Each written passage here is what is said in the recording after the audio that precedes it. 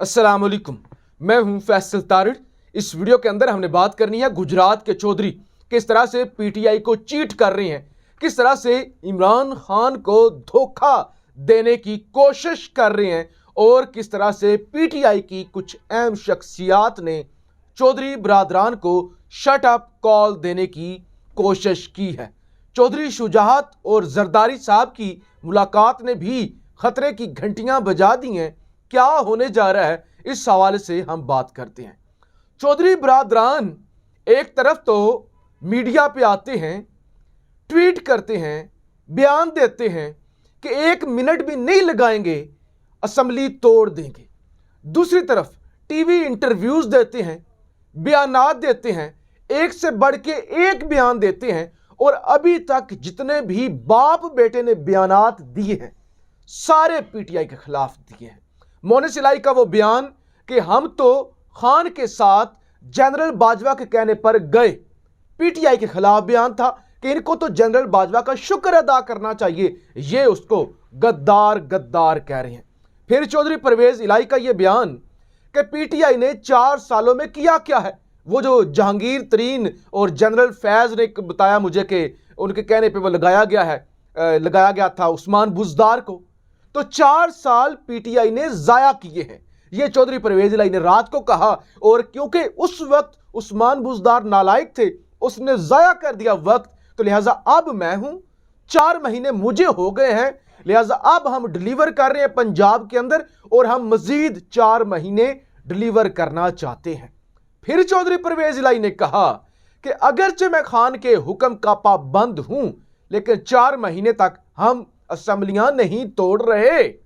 यानी ये वाले बयानात। फिर इससे बड़ा बयान चौधरी परवेज इलाही ने कहा कि इमरान खान को किसी को भी मीर जाफर और मीर सादक नहीं कहना चाहिए था, ये गलत है, इमरान खान ने यह गलती की है।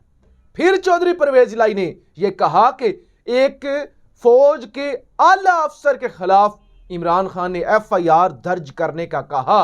वो एफआईआर इतने आला अफसर के खिलाफ कैसे दर्ज हो सकती थी? लिहाजा उन्होंने कहा कोई कायदा ही नहीं है, कोई कानून ही नहीं है, कोई आईन ही नहीं है कि फौज के आला अफसर के खिलाफ एफआईआर कट जाए। यानी इस मुल्क के अंदर 2 कानून, एक मेरे और आपके लिए जो हम जो है हम मिडिल क्लास ये गरीब इस मुल्क की, हम जो 24 करोड़ हैं, एक हमारे लिए कानून, एक आला अफसरों के लिए कि उनको कोई पकड़ ही नहीं सकता। साबिक वजीर आजम को जेल में डाला जा सकता है, साबिक वजीर आजम को यहां से पकड़कर निकाला जा सकता है और साबिक वजीर आजम को गोलियां मारी जा सकती हैं, लेकिन किसी आला अफसर के खिलाफ चौधरी परवेज इलाही ने कहा, यह कैसी बात करते हैं, पर्चा नहीं कट सकता। और फिर जो है वो कहते हैं कि जरदारी के साथ हमारे तो अच्छे ताल्लुकात हैं। वो जरदारी इवन अब तो सारे ही बोल रहे हैं, अब तो जमाते इस्लामी, वो होम्योपैथिक सी जो जमात है, जमाते इस्लामी ने कह दिया कि हमारे पास जरदारी साहब आए और उन्होंने कहा कि आपको आपका हिस्सा मिलेगा, आप जो है वो अदम एतमाद में हमारे साथ खड़े हो जाएं। लेकिन उन्होंने सही मानों में न्यूट्रल रहने का फैसला किया। उन्होंने कहा नहीं, हम दोनों के साथ नहीं जा रहे। लिहाजा यहां तक तो मामलात हैं कि हर एक मामले में, चाहे मोनिस इलाही हूं, चाहे अभी तक चौधरी परवेज इलाही हूं, अचानक इंटरव्यूज देना शुरू हो गए ना। देखिए चौधरी परवेज इलाही इससे पहले तो रूटीन के चले महीने के अंदर एक इंटरव्यू आ गया, अब तो उनका बोल न्यूज पे आ गया, हम न्यूज पे आ गया और बेटे का पहले हम न्यूज पे आ गया, मोनिस इलाही का महर बुखारी के साथ। तो अचानक क्यों एक्टिव हुए हैं? मैं आपसे ये सवाल पूछ रहा हूं कि आखिर वजह क्या है कि अचानक चौधरी बरादरान दोनों बाप बेटा निकले टीवियों पर, इंटरव्यूज धड़ाधड़ इंटरव्यूज के 4 महीने असेंबली नहीं तोड़नी चाहिए, पीटीआई ने किया कुछ नहीं किया, पीटीआई ने ये नहीं किया, वो नहीं किया, अब हम करेंगे। तो सारे के सारे बयानात ही पीटीआई के खिलाफ है। यानी ऊपर से तो कहते हैं कि वो खान के हुक्म के गुलाम है, पाबंद है, लेकिन अंदर से जाहिर है वो असेंबली नहीं तोड़ना चाहते। इस पे सेनेटर एजाज चौधरी पीटीआई के नायब सदर हैं, कोई आम शख्सियत नहीं है, सीनियर नायब सदर हैं और पंजाब के सदर रह चुके हैं सेनेटर एजाज चौधरी साहब। उन्होंने कहा अभी तक जो भी चौधरी परवेज इलाही और उनके साहबजादे बयानात दे रहे हैं, ये पीटीआई के खिलाफ है, इससे हमें कोई फायदा नहीं होने जा रहा। इन बयानात से पीटीआई का नुकसान हो रहा है, इन बयानात से। और यूथ के अंदर, पीटीआई के नौजवानों के अंदर काफ लीग के लिए नफरत बढ़ रही है और ऐसे बयानात से पीडीएम को तो जरूर फायदा हो सकता है और किसी को कोई फायदा नहीं हो सकता। फिर एक और खबर सुन लीजिए। अब से कुछ देर पहले फवाद चौधरी और बाकी पीटीआई की क़यादत एक दफा फिर पहुंची अकाफ लीग के पास। वहां मोनिस इलाही के साथ और चौधरी परवेज इलाही के साथ एक और मुज़ाकरात का दौर चला है। वो मुज़ाकरात खत्म हुए हैं।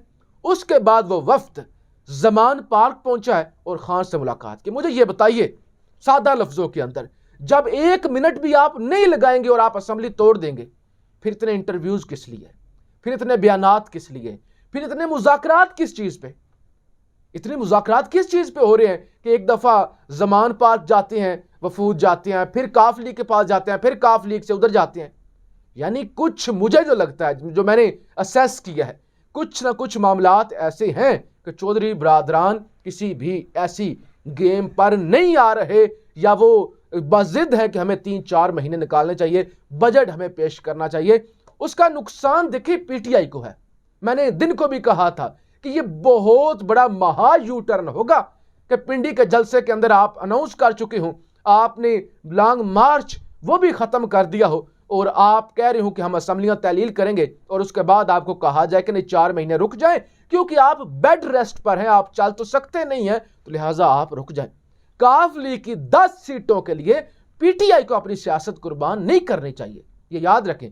काफ लीग ये चाहती है जो उनको मिला हुआ है, वो जो उनके ये तलागंग, सरगोदा, मंडी बहाउद्दीन, हाफजाबाद, गुजरात, यानी ये जो एरियाज हैं, वहां पे चौधरी साहब ने अपने जो बहुत सारे मशीर भी लगाए हुए हैं ताकि उनकी पार्टी इन इलाकों के अंदर मजबूत हो जाए। और चौधरी बरादरान ने तो बड़ा वाज़ेह कर दिया कल, उन्होंने कहा पीटीआई में शमूलियत नहीं कर रहे।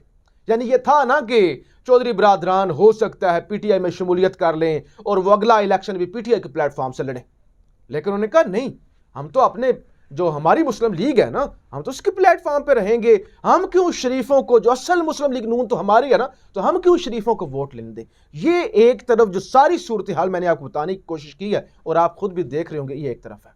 दूसरी तरफ आसिफ अली जरदारी फिर हरकत में आ चुकी है। और दिन को मैंने आपको बताया था कि पंजाब के अंदर इन हाउस तब्दीली लाने के लिए चौधरी जो है वो जरदारी को एक्टिव किया गया है कि एतमाद का पहले बंदे खरीदे जाएं और उसके बाद एतमाद का वोट लेने का कहा जाए। तो लिहाजा अब वो खबर सच हो गई कि जरदारी साहब चौधरी शुजात के घर पहुंचे। तारक बशीर चीमा भी वहां पर मौजूद था और यह मुलाकात खतरे की घंटी है। पहले भी कहा जा रहा था कि अब दोबारा चौधरी शुजात को इस्तेमाल किया जाएगा। और फिर इससे पहले एक ऑफर मैं आपके सामने रख चुका हूं जो पीडीएम की जानब से दी गया, नून लीग की जानब से परवेज इलाही को, कि एक तो तुम हमारे साथ आ जाओ, तुम हो गए नून लीग की जानब से हमारे वज़ीर आला, और फिर इस असेंबली की मुद्दत मजीद हम 1 साल के लिए एक्सटेंड कर देंगे। पंजाब असेंबली की सारी असेंबलियों की हम कहेंगे कि हमारे पास पैसे नहीं है इलेक्शन करवाने के लिए, तो फिर यूं तुम 1.5 साल के लिए, तो तकरीबन 1.25-2 साल के लिए इस टर्म में वज़ीर आला हो गए। अगले 5 साल मुद्दत के लिए भी हम तुम्हें ही वज़ीर आला पंजाब बनाएंगे। तो इस तरह के मामलात भी चल रहे हैं। लेकिन सच ये है, बेशक चौधरी बरादरान की अच्छी नीयत है, बुरी नीयत है, खान के साथ वो चलना चाहते हैं, बेशक मजबूरी में चलना चाहते हैं, क्योंकि मोनिस इलाही ने ये वाज़ेह कहा। मोनिस इलाही ने एक बयान के अंदर कहा कि मैं जब जाता था अपने हल्के के अंदर, कुंजाब वगैरह या गुजरात का जो एरिया है वहां पर, तो लोग कहते थे कि अब आप कब साथ छोड़ रहे हैं पीटीआई का, इतना लोग तंग थे।